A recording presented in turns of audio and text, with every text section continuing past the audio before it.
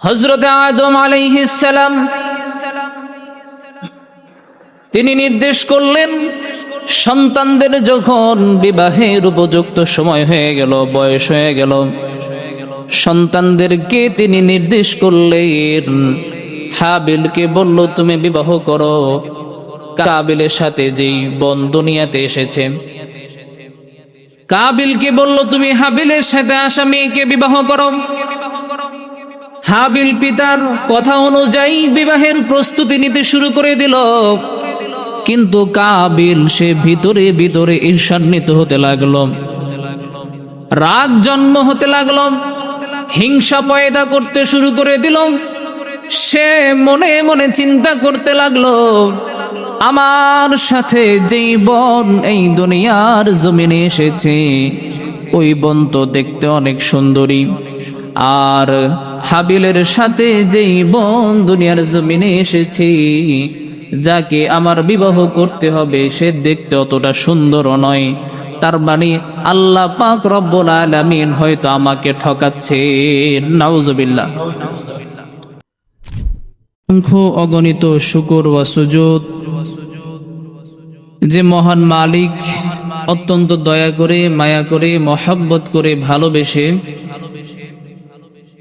আজকের এই বরকতময় জুমার দিনে জুমার নামাজ আদায়ের জন্য আল্লাহর ঘর মসজিদে আমাদের সকলকেই আগে ভাগে আসার এবং বসার তৌফিক দিয়েছেন। এজন্য আমরা সকলেই রব্বে কাবার দরবারে হৃদয়ের গভীর থেকে কালিমাতুশ শুকরিয়া আদায় করি, সকলেই পড়ি আলহামদুলিল্লাহ। অসংখ্য অগণিত দরুদ সালাম বর্ষিত হোক সৈয়দুল আম্বিয়া, আশরাফুল আম্বিয়া, খাতামুল আম্বিয়া, বিশ্বনবী, শেষ নবী, শ্রেষ্ঠ নবী, দো জাহানের বাদশাহ, নবী কুলের সম্রাট, নবী মুহাম্মদুর রাসূলুল্লাহ সাল্লাল্লাহু আলাইহি ওয়াসাল্লামের প্রতি। মুহতারাম হাজরিন, আজকের জুমার খুতবার ভিতরে সূরাতুল মাঈদার ২৭তম আয়াতে কালিমা তেলাওয়াত করেছি।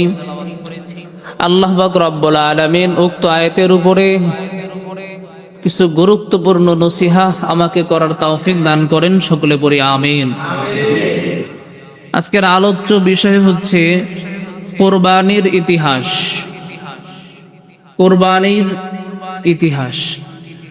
এই পৃথিবীর মধ্যে সর্বপ্রথম কোরবানি কখন শুরু হয়েছে এবং কিভাবে হয়েছে এ সম্পর্কে বিস্তারিত আলোচনা ধারাবাহিকভাবে ইনশাআল্লাহ চলতে থাকবে। আজকে জিলকদ মাসের 19 তারিখ, তার মানে কোরবানির আর বেশি দিন বাকি নাই। তো যেহেতু সামনে আমাদের কোরবানির ঈদ, ঈদুল আজহা, আমাদের মুসলমানদের জন্য বিশাল বড় উৎসব, উৎসবের দিন, আনন্দের দিন এবং কোরবানির দিন। কোরবানি সম্পর্কে আমাদের জানার প্রয়োজন আছে। কিভাবে এই পৃথিবীতে কোরবানি শুরু হইল এবং কাদের উপরে কোরবানি ওয়াজিব, এ সকল বিষয় বিস্তারিত আলোচনা ধারাবাহিকভাবে আসবে ইনশাআল্লাহ। আল্লাহ পাক রব্বুল আলামিন বলেন, ওয়াতলু আলাইহিম নাবা আবনাই আদম বিল হক। আল্লাহর রাসূল সাল্লাল্লাহু আলাইহি ওয়াসাল্লামকে বলেন, হে নবী, আপনি আপনার উম্মতদেরকে আদম আলাইহিস সালামের 2 পুত্র সম্পর্কে বলেন। আল্লাহ তাআলা বলতেছে আল্লাহ রাসূল সাল্লাল্লাহু আলাইহি ওয়াসাল্লামকে, হে নবী, আপনি আদম আলাইহিস সালামের 2 সন্তান সম্পর্কে আপনার উম্মতদেরকে বলেন। কোন 2 সন্তান? হাবিল আর কাবিল। এই 2 জন সম্পর্কে আল্লাহ তাআলা বলতে বলেছেন আল্লাহ রাসূল সাল্লাল্লাহু আলাইহি ওয়াসাল্লামকে, আমাদেরকে। হাবিল আর কাবিল এই 2টা নাম কেন আসলো? এই পৃথিবীতে কোরবানির সূচনা হয় এই 2 ভাইকে দিয়ে।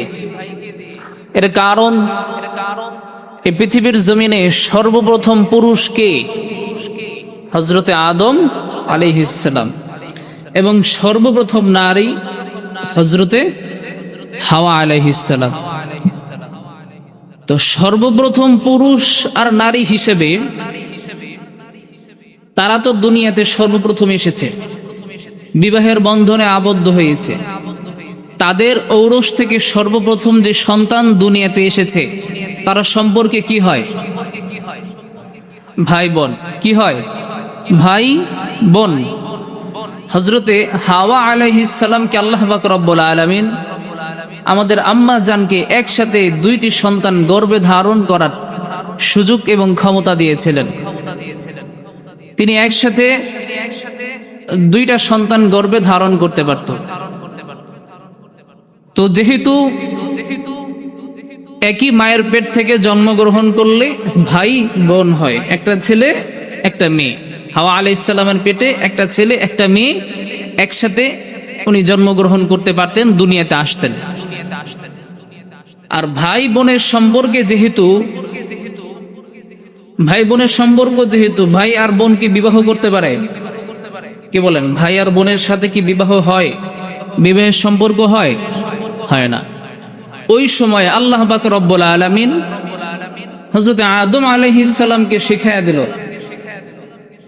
যে আপনার প্রথম ঘরের যে সন্তান রয়েছে, প্রথম বারের যে সন্তান রয়েছে, প্রথম জন্মগ্রহণ করেছে যেই ছেলে এবং মেয়ে, তাদেরকে বিবাহ দেন যারা দ্বিতীয় গর্ভে জন্মগ্রহণ করেছে। কথাটা বুঝাইতে পারলাম? যারা প্রথম গর্ভে পৃথিবীতে এসেছে ভাই এবং বোন, তাদেরকে বিবাহ দিতে হবে যারা দ্বিতীয় গর্ভে এই পৃথিবীতে এসেছে তাদের সাথে। সহোদর ভাই এবং বোনকে বিবাহ দেওয়া যাবে না। একসাথে যে ছেলে মেয়ে দুনিয়াতে এসেছে তাদেরকে তারা পরস্পর কি করতে পারবে না? বিবাহ করতে পারবে না। প্রথম গর্ভের সন্তান ছেলে বিবাহ করবে দ্বিতীয় গর্ভের কন্যাকে, দ্বিতীয় গর্ভের মেয়েকে। এই সিস্টেম আল্লাহ পাক রব্বুল আলামিন হযরতে আদম আলাইহিস সালামকে শিখাইয়া দিয়েছেন। তো হযরতে আদম আলাইহিস সালাম সর্বপ্রথম পয়গম্বর এবং আমাদের পিতা, এবং পৃথিবীর মধ্যে সর্বপ্রথম তিনি এসেছেন আল্লাহর প্রতিনিধি হিসেবে। তিনি তো আল্লাহ তাআলার আদেশকে অমান্য করতে পারবে না এবং করবেও না, ঠিক কিনা? হযরতে আদম আলাইহিস সালাম আল্লাহ তাআলার বলে দেওয়া পদ্ধতি অনুযায়ী সন্তানদেরকে বিবাহ দিতেন। সেই বিবাহের ধারাবাহিকতা অনুযায়ী হাবিল আর কাবিল পর্যন্ত এসে পৌঁছাইল। হাবিলের সাথে যেই মেয়ে দুনিয়াতে এসেছে ওই মেয়েটা দেখতে একটু অসুন্দর, আর কাবিলের সাথে যেই মেয়েটা দুনিয়াতে এসেছে সে দেখতে অপরূপা সুন্দরী, অনেক সুন্দর। কাবিলকে সুন্দরের লোভে পাইল, মোহে মগ্ন হয়ে গেল, সৌন্দর্যের মোহে মগ্ন হয়ে গেল। যখন তারা উপযুক্ত সময় এসে পৌঁছাইল, যখন বিবাহের বয়স হইল, আদম আলাইহিস সালাম বলল হাবিল সে বিবাহ করবে কাবিলের সাথে আসা বোনকে, আর কাবিল বিবাহ করবে হাবিলের সাথে যেই বোন দুনিয়াতে এসেছে তাকে। হযরত আদম আলাইহিস সালাম তিনি নির্দেশ করলেন সন্তানদের যখন বিবাহের উপযুক্ত সময় হয়ে গেল, বয়স হয়ে গেল, সন্তানদেরকে তিনি নির্দেশ করলেন, হাবিলকে বলল তুমি বিবাহ করো কাবিলের সাথে যেই বোন দুনিয়াতে এসেছে। কাবিলকে বলল তুমি হাবিলের সাথে আসা মেয়েকে বিবাহ করো। হাবিল পিতার কথা অনুযায়ী বিবাহের প্রস্তুতি নিতে শুরু করে দিল, কিন্তু কাবিল সে ভিতরে ভিতরে ঈর্ষান্বিত হতে লাগলো, রাগ জন্ম হতে লাগলো, হিংসা পয়দা করতে শুরু করে দিল। সে মনে মনে চিন্তা করতে লাগলো, আমার সাথে যেই বোন এই দুনিয়ার জমিনে এসেছে ওই বোন তো দেখতে অনেক সুন্দরী, আর হাবিলের সাথে যেই বোন দুনিয়ার জমিনে এসেছে, যাকে আমার বিবাহ করতে হবে, সে দেখতে অতটা সুন্দর নয়। তার মানে আল্লাহ পাক রব্বুল আলামিন হয়তো আমাকে ঠকাচ্ছে। নাউজুবিল্লাহ। শয়তানের সবচেয়ে বড় হাতিয়ার কি বলতে পারবেন? শয়তানের সর্বপ্রথম হাতিয়ার, সর্বপ্রথম অস্ত্র হচ্ছে যুক্তি। অস্ত্র হচ্ছে কি? যুক্তি। আল্লাহর সিদ্ধান্তে সে যুক্তি দাঁড় করায়, প্রশ্নবোধক চিহ্ন দেয়, কেন, কিন্তু, অথবা, যদিও, তবুও, এই সকল শব্দ ব্যবহার করে। এটা শয়তানের সর্বপ্রথম হাতিয়ার। কেন আল্লাহ তাআলা এই আদেশ করলো, কেন আল্লাহ তাআলা বিধানটাকে এভাবে করলো, এটা হচ্ছে শয়তানের সর্বপ্রথম এবং সবচেয়ে বড় অস্ত্র। এজন্য দুনিয়ার জমিনে কিছু মানুষ দেখবেন, এরা আল্লাহ এবং আল্লাহর রাসূলের আদেশ সম্পর্কে প্রশ্নবিদ্ধ করে ফেলে। আল্লাহ এবং আল্লাহর রাসূলের আদেশ সম্পর্কে তারা অনেক সময় প্রশ্ন করে ফেলে। নাউজুবিল্লাহ। কেউ যদি কল্পনায়ও এইরকম চিন্তাধারা করে, সে কুফরে লিপ্ত হয়ে যাবে, তার ঈমান নষ্ট হয়ে যাবে। কাবিল চিন্তা করতে শুরু করে দিল,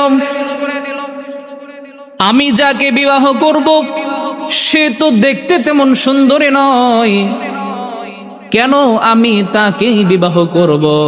দুনিয়ার জমিনে যেহেতু এসেছি আমরা একসাথে, আমি আর আমার সহোদর বোন মায়ের পেটে একসাথে ছিলাম, দুনিয়ার জমিনে এসে কেন পৃথক হতে হবে? যুক্তি, শয়তানের যুক্তি। পেটের মধ্যে একসাথে ছিলাম, দুনিয়ার জমিনে কেন একসাথে থাকতে পারবো না? এই রকম যুক্তি যদি শত শতবার দাঁড় করান, আল্লাহ তাআলার আদেশের সামনে এই সকল যুক্তি কি টিকবে? কথা বলেন, টিকবে? কাবিল বলতেছেন, আমি আমার যেই বোনের সাথে মায়ের পেটে ছিলাম, ওই বোনকেই বিবাহ করব। এবার সকলকে বুঝ দিতে শুরু করে দিল, মায়ের পেটে আমরা দুইজন একসাথে ছিলাম, দুনিয়াতেও একসাথে থাকবো, আল্লাহ তাআলা বড় মহব্বত করে আমাদেরকে। নাউজুবিল্লাহ। হযরতে আদম আলাইহিস সালাম বলল, না না না, কোনো সুযোগ নাই, আল্লাহ তাআলার নির্দেশ, সহোদর ভাই বোন একসাথে বিবাহ করতে পারবা না, বসতে পারবা না। হাবিল কাবিলের সাথে আসা সুন্দরী মেয়েটাকে বিবাহ করবে, আর কাবিল হাবিলের সাথে আসা মেয়েটাকে বিবাহ করবে। আদম আলাইহিস সালাম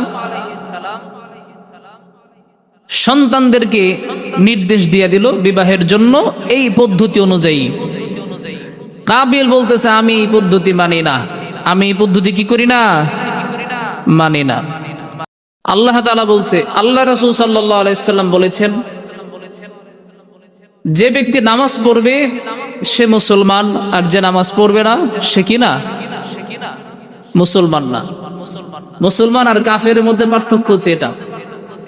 অনেকে আছে যে আমি তো রোজা রাখি, যাকাত দেই, মাঝে মধ্যে নামাজ ছুটে যায়, পড়ি না, শুক্রবার দিন তো নামাজ পড়ি, তাহলে আমার ঈমান নষ্ট হবে কেন? এরকম যুক্তি অনেকে দাঁড় করায়। এ সকল যুক্তির কোনো ভ্যালু নাই।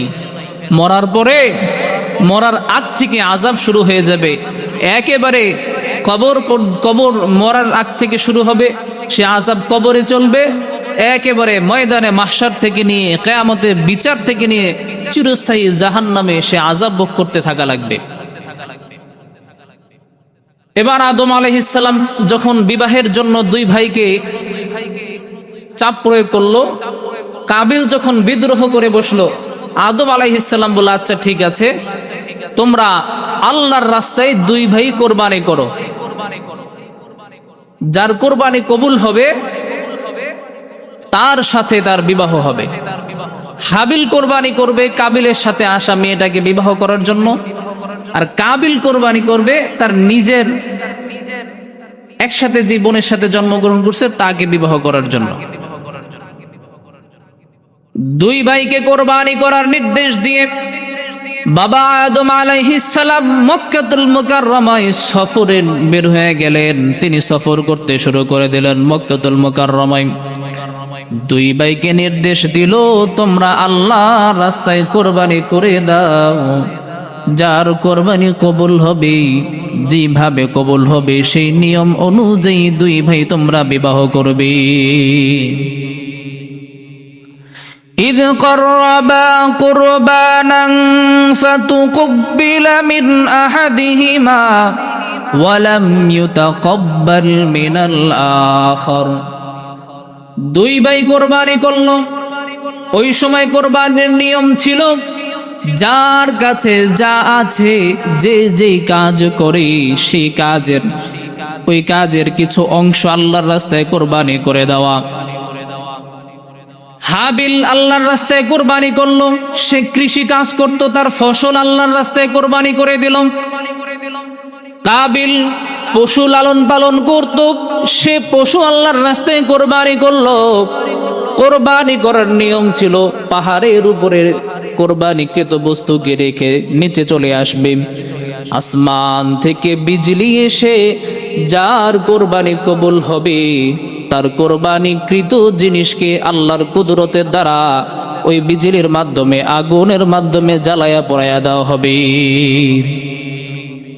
দুই ভাই কোরবানিকৃত বস্তু রেখে যখন নিচে চলে আসলো, আল্লাহ পাক রব্বুল আলামিন হাবিলের কোরবানি কবুল করে নিল, কাবিলের কোরবানি কবুল করলো না। ওই যে কোরবানি কবুল করে নাই তার অন্তরে রাগ জন্ম নিয়েছে, রাগ জন্ম নিয়েছে, হিংসা জন্ম নিয়েছে। শয়তান তাকে কুমন্ত্রণা দিতে শুরু করে দিল। সে বলতেছে, আমরা দুই ভাই একসাথে কোরবানি করলাম, তারটা কবুল হয়েছে, আমারটা কেন কবুল হয় নাই?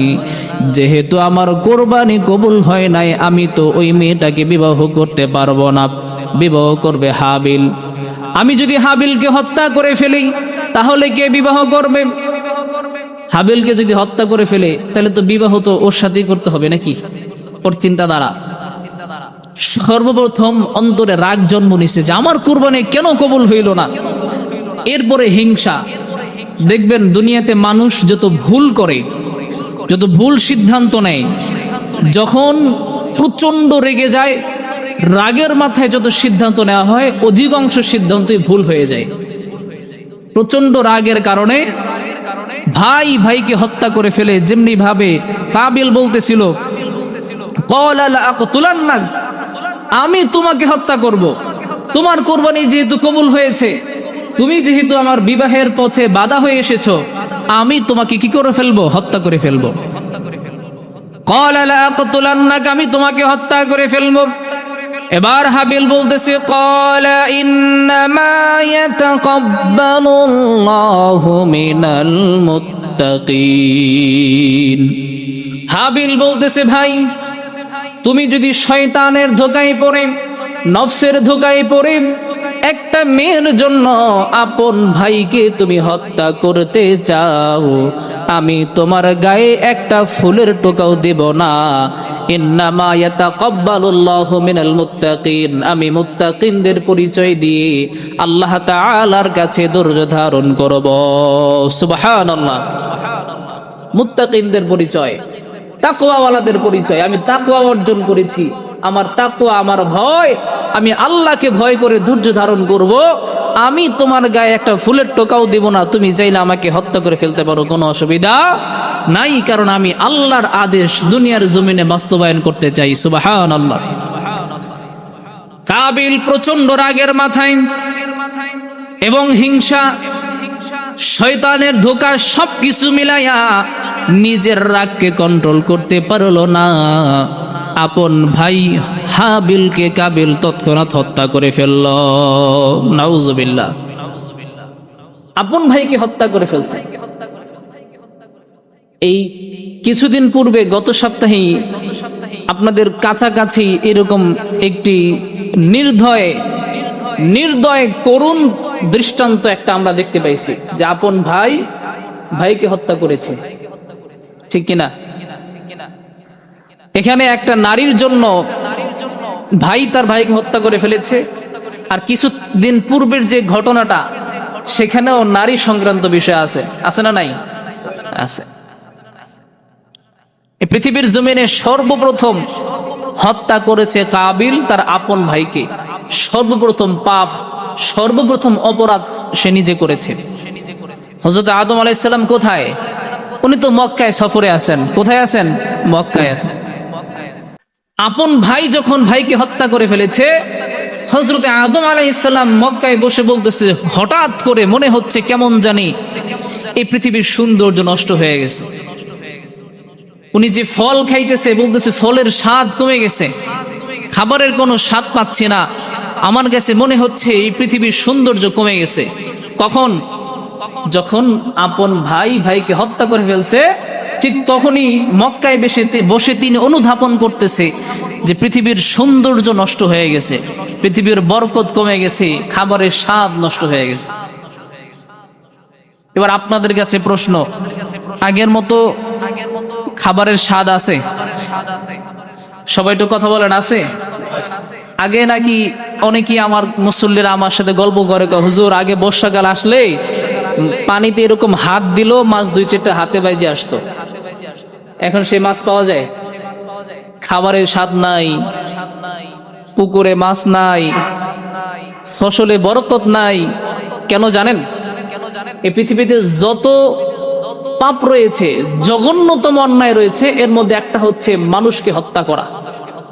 সবচাইতে জঘন্যতম কাজ হচ্ছে মানুষকে হত্যা করা, অকারণে মানুষকে হত্যা করা। পৃথিবীতে কারণে অকারণে মানুষ মানুষকে হত্যা করতেছে, আর আল্লাহ তাআলা বরকত রহমত সব উঠায় নিতেছে গুনাহের কারণে। তা আদম আলাইহিস সালাম এই কথাটাই বলতেছে, যখন তার আপন সন্তান, এক সন্তান আরেক সন্তানকে হত্যা করে ফেলছে, আদম আলাইহিস সালাম বলতেছে কেমন জানি পৃথিবীর সৌন্দর্যটা নষ্ট হয়ে গেছে, খাবারের স্বাদ কমে গেছে, আগের মতো ফলের স্বাদগুলো খুঁজে পাচ্ছে না। সুবহানাল্লাহ। বাবার হৃদয়ে খবর চলে আসছে। এই দিকে কাবিল হাবিলকে হত্যা করার পর কেমন জানি সেন্সে ফিরে আসছে, কেমন জানি তার চেতনা ফিরে আসছে। সে ভাবতেছে, হায় হায় কি করলাম আমি, আমার আপন ভাইকে হত্যা করে ফেললাম, আমার হাতে আমার আপন ভাইয়ের রক্ত লেগে আছে, আমি কি করলাম। অনুধাবন মানে অনুশোচনায় ভুগতেছে, হায় হায় কি করলাম, আমি হত্যা করে ফেললাম আমার ভাইকে। এই মুহূর্তে তো শয়তান বিদায় নিয়ে চলে গেছে। রাগ, রাগ হচ্ছে শয়তানের একটা অন্ধ রূপ, অদৃশ্য রূপ। রাগ কমে গেছে, হত্যা করছে, রাগও শেষ, এখন তার হিতাহিত জ্ঞান ফিরে আসছে, হায় হায় আমি কি করলাম, আমি আমার ভাইকে হত্যা করে ফেললাম।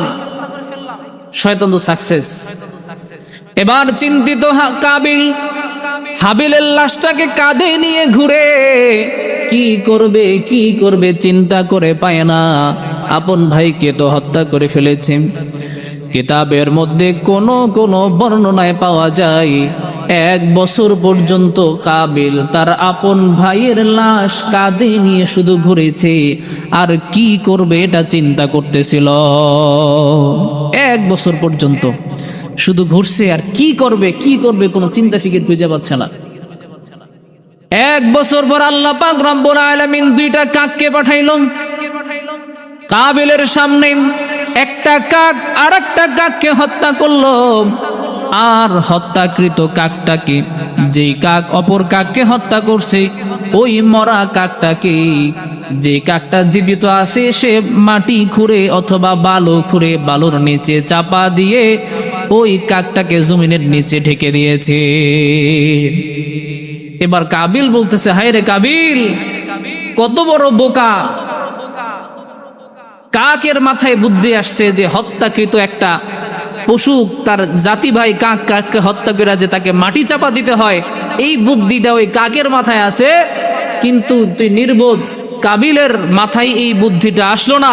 1 বছর পর্যন্ত নিজের ভাইয়ের লাশ কাঁধে নিয়ে ঘুরলাম, ভাইয়ের লাশটাকে যে কবরস্থ করতে হবে অথবা মাটির নিচে চাপা দিয়ে দিতে হবে, এই বুদ্ধিটুকু আমি কাবিলের মাথায় আসলো না।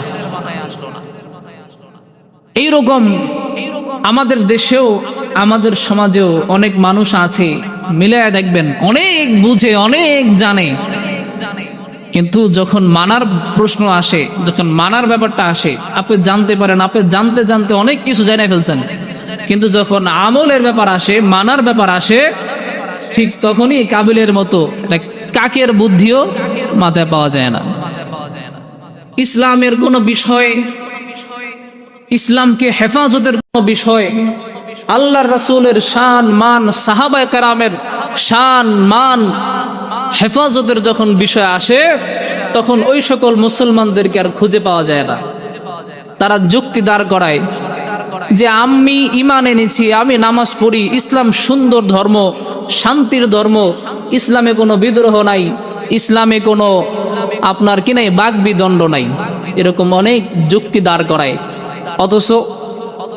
অথচ ইসলামের সৌন্দর্য, ইসলামকে রক্ষা করতে হইলে কেউ যদি ইসলামের বিরুদ্ধে, কোরআনের বিরুদ্ধে, হাদিসের বিরুদ্ধে অথবা আল্লাহর রাসূলের শানে মানে কেউ এক বিন্দু পরিমাণে খেলাফ করার চিন্তা করে, এই জমিনে তার নিঃশ্বাস নেওয়া হারাম হয়ে যায়, তার দেহে তার মাথাটা বোঝা হয়ে যায়, অর্থাৎ তার মাথাটাকে আলাদা করা, কতল করা প্রত্যেক মুসলমানের উপরে ফরজ হয়ে যায়।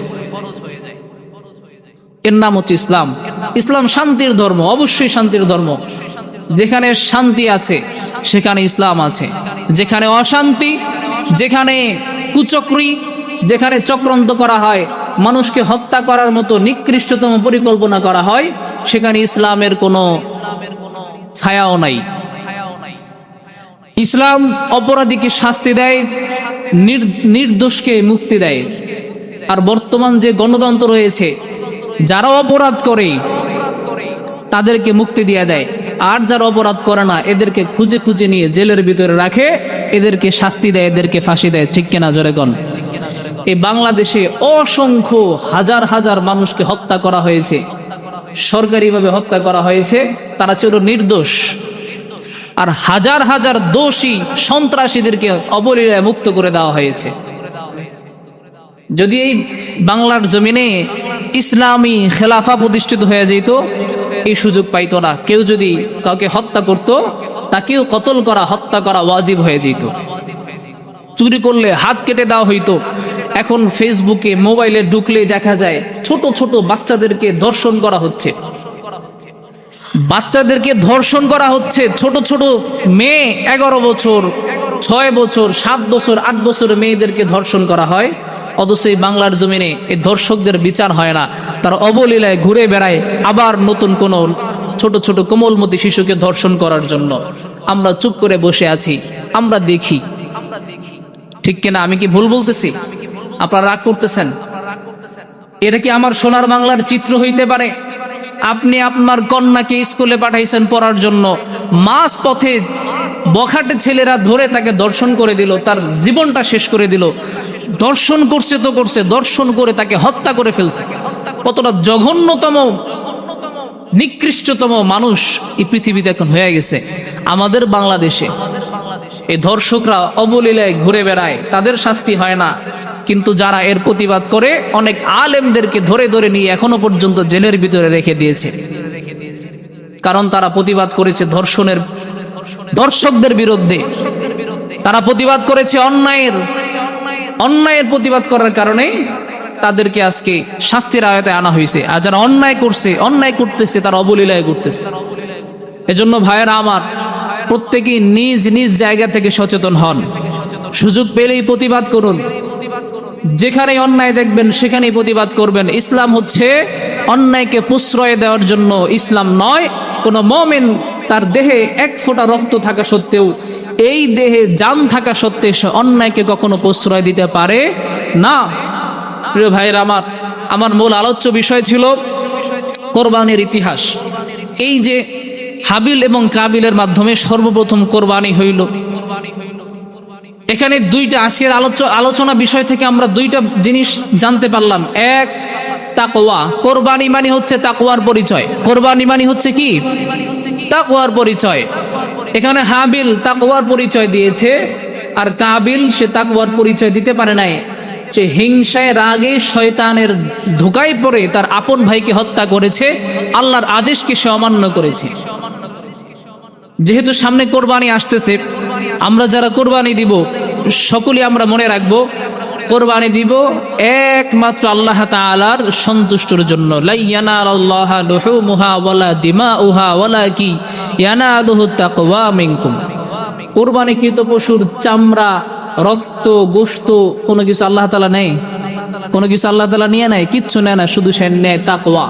আপনি কি ইখলাসের সাথে আল্লাহ তাআলার সন্তুষ্টির জন্য এই কুরবানি করেছেন কিনা, আল্লাহ তাআলা শুধু তাকওয়াটুকু দেখবে। এজন্য প্রিয় ভাইয়েরা আমার, আমরা অল্প কিছুদিন পরেই, যেহেতু আর 19 দিন বাকি আছে, কিছুদিন পর কোরবানির পশু ক্রয় করব এবং কোরবানি দিব। তো যারা কোরবানি দিব ইনশাআল্লাহ প্রত্যেকেই এতটুকু ইখলাসের সাথে নিজের অন্তরকে এতটুকু নিশ্চয়তা দিতে হবে যে আমি একমাত্র আল্লাহর রাজি খুশির জন্য কোরবানি দিচ্ছি। কোরবানি কাদের উপরে ওয়াজিব? যাকাত দেওয়ার জন্য নিসাব পরিমাণের সম্পদ 1 বছর অতিবাহিত হইতে হয়, আর কোরবানি দেওয়ার জন্য নিসাব পরিমাণের সম্পদ যদি কোরবানির দিনও আপনার কাছে আসে, সেক্ষেত্রে আপনাকে কোরবানি দিতে হবে। নিসাব 52.5 তোলা রূপা, 7.5 ভরি স্বর্ণ, অথবা 7.5 ভরি স্বর্ণ নাই কিন্তু কিছু স্বর্ণ আছে, কিছু রূপা আছে, ব্যাংকে টাকা জমা আছে, নিজের কাছে এই 7.5 ভরি সোনার অথবা 52 তোলা রূপার দাম হয়ে যায়, তাহলে আপনার উপরে কোরবানি ওয়াজিব। এই কোরবানি আপনাকে করতেই হবে, দিতেই হবে। এখন আমাদের সমাজের কথা বলতেছি, সবসময় তো দেশের বিভিন্ন জায়গার কথা বলি। আমাদের সমাজে যে ব্যক্তি কোরবানিতে গরু জবাই দিতে পারবে তার উপরে কোরবানি ওয়াজিব, ঠিক কিনা? হ্যাঁ, তাইলে আমি তো এরকম অনেককে চিনি যাদের উপর কোরবানি ওয়াজিব হয়েছে, অথচ তারা কোরবানি দিচ্ছে না। কারণ কি? কজুর গরু দিয়ে কোরবানি দিতে পারতেছি না, গরু কেনার সামর্থ্য নাই, তাই কোরবানি দিচ্ছে না। তাহলে ছাগলের যে মাসালাটা কোত্থেকে আসলো? উদ্দেশ্য কোরবানি দেওয়া। তার মানে আপনি গরু কিনা কোরবানি কি আল্লাহর জন্য দেন না মানুষকে দেখানোর জন্য? হ্যাঁ, কষ্ট পাচ্ছেন? কষ্ট পায়েন না ভাই, কোরবানি ওয়াজিব হইছে, দিয়া দেন। সারা বছর আল্লাহর রহমতে অনেক শান্তিতে আছেন আপনারা। কোরবানির সময় কোরবানিটা দিচ্ছেন না, আপনার পুরো টাকাটাই হারাম হয়ে যাচ্ছে। ব্যবসা বাণিজ্য, কৃষি কাজ করেন, খামার দেন, যা করেন সব হারাম। এই হারাম নিয়ে মরে যাবেন। এরপরে যদি এই মসজিদে প্রত্যেক দিন আমি হুজুরে মিলাদ পড়া দোয়া করি, রেহাই পাবেন না। হারাম বক্ষণকারী কখনোই আল্লাহর জান্নাতে প্রবেশ করতে পারবে না। এজন্য প্রিয় ভাইয়েরা আমার, গরু আপনি দেন, সমস্যা নাই, একসাথে 7 জনে কিনেন, 7 ভাগে দেন, 7 ভাগে আপনি কোরবানি দেন, সমস্যা কি? 10,000 টাকা করে ধরলো 70,000 টাকা, 70,000 টাকা একটা গরু পাওয়া যায়। আপনি ছাগল দেন, ভেড়া দেন। আপনাকে গরু কিনেই এককভাবে মানুষকে দেখানোর জন্য বিশাল বড় গরু কিনলেন 2 লাখ 3 লাখ টাকা দিয়া, এই কোরবানি আল্লাহর দরবারে কবুল হইতেও পারে, নাও হইতে পারে। তাকওয়া অর্জনের জন্য, হাসিলের জন্য আমরা কোরবানি দিব। আল্লাহ পাক রব্বুল আলামিন আমাদের সকলকে তৌফিক দান করেন, সকলে পড়ি আমিন। ওয়া আখিরু দাওয়ানা আলহামদুলিল্লাহি রাব্বিল আলামিন। যারা